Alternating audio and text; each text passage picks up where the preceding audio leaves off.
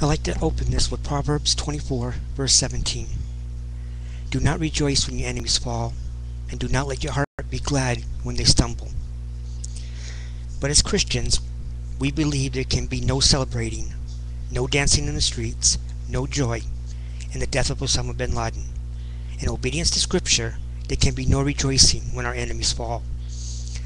In that sense, President Obama's sober announcement was far more preferable to the happy celebrations outside the White House, New York City, and around the country, however predictable they may have been.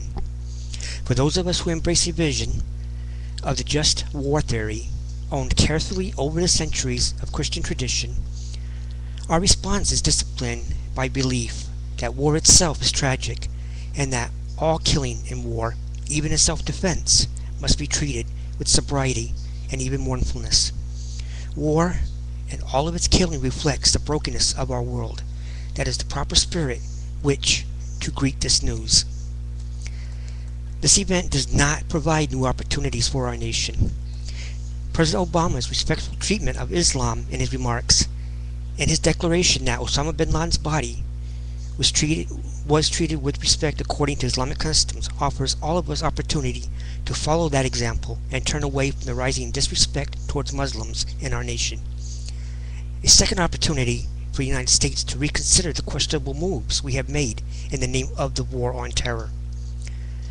From our perspective, this includes the indefinite detentions of scores of men at Guantanamo Bay, the failure to undertake an official investigation of detainee interrogation practices, the increase in predator attacks in Pakistan, and the expansion rather than ending the 10-year war in Afghanistan. We now have the opportunity for our national reflection of how our broader military and foreign policies, including the placement of our troops throughout the largely Muslim world, Arab world, our posture on the Israeli-Palestine conflict, and our regular military inventions around the world create a steady supply of new enemies. There can be no moral justification for terrorist attacks on innocent people, such as the terrible deeds of 9/11. But we must recognize that the extent of our nation's policies routinely create enemies. We can kill a bin Laden on May 1 and face 10 more like him on May 2. Might it now be possible for us to have an honest national conversation about these issues? May we learn the lessons from the news of this day, for Jesus' sake. Footage of the celebrations at the White House, Ground Zero, and across the country remind me of the rejoicing by some over 9/11. I call these celebrations offensive. And I say, America, we are better than this. We are better than jumping into lakes and holding up signs and cigars. I do think we better than this. Osama bin Laden is dead, or so they say. But then they've claimed they killed him 5 or 6 other times, and I don't really believe he's dead, but Americans are celebrating the fact that they believe he's dead. I've heard too many Israelis justify the occupation of Palestine territory with statements like, they're animals, they celebrate when we're killed. I've heard the same rhetoric come from American mouths. The Muslim world cheered after the 9/11 attacks. Americans, many of whom consider their so-called war on terror morally righteous, must ask themselves if the images of their celebrations really look any different than those who they condemn. We must remember that a tremendous majority of the Arab and Muslim world did not revel in the horror of 9/11. The attacks were largely denounced, from Ramallah to Pakistan and almost everywhere in between. The death of a human being should never be celebrated, whether that person was innocent or whether he or she is guilty of an unspeakable crime. Bloodshed and rejoicing in it only perpetuates the cycle of violence. Instead, I will spend the time mourning for bin Laden and the thousands who were senselessly murdered on 9/11, and for the scores who died in the unnecessary wars that followed, wars that are sure to drag on for years to come. While the killing of Osama bin Laden is enthusiastically celebrated throughout America and some parts of the world, to say that much merriment is out of order will surely be considered heresy. Nonetheless, I am saying this because it needs to be said. For starters, let me say this. Those of you who are celebrating, could you just pause for one moment and consider what message are you sending to the world? The celebrations in the streets and on the airwaves is neither appropriate nor advisable, no matter what you are feeling. Here's why.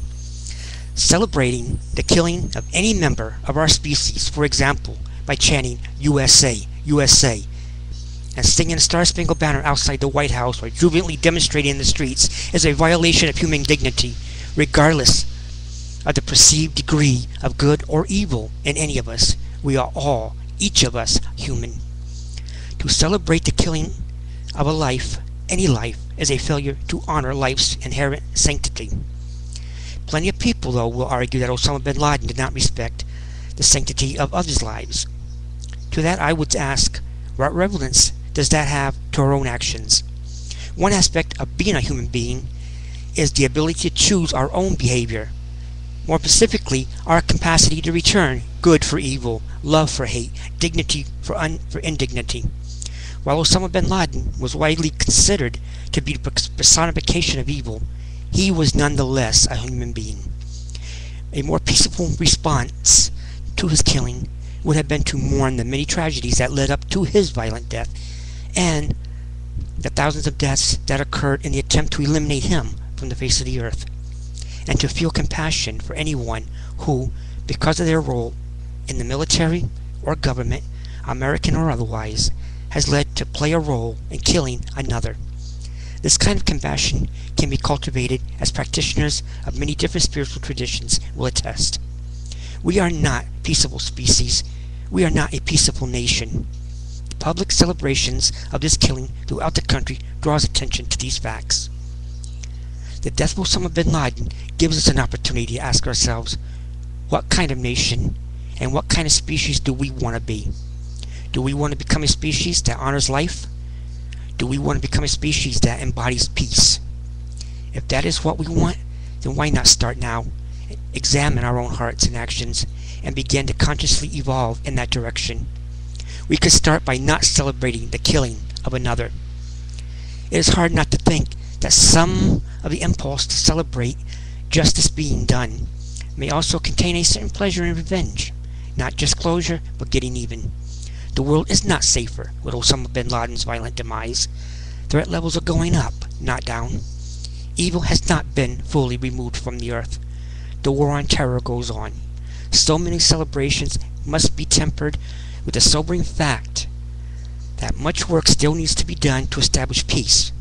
The truth is, celebrating justice when one person is killed has happened regularly in gang wars of American cities, only incites further desire for revenge, which from the other side's point of view is usually called justice. Consider this. If a leader in our country was killed in the manner in which Osama bin Laden was, as justice for his acts of aggression on the war of terror, meaning George Bush, if he was killed, and supporters of that act were shown proudly chanting their country's name, singing their national anthem, and demonstrating in the streets, Americans would likely feel sickened than joyful. Wouldn't you think? The impulse to celebrate a death depends on what side you're on. The bottom line is that we cannot even begin to have peace until we stop the cycle of jubilation over acts of violence. So isn't it time to ask, who will stop the cycle? If not us, who? If not you and I, who will it be?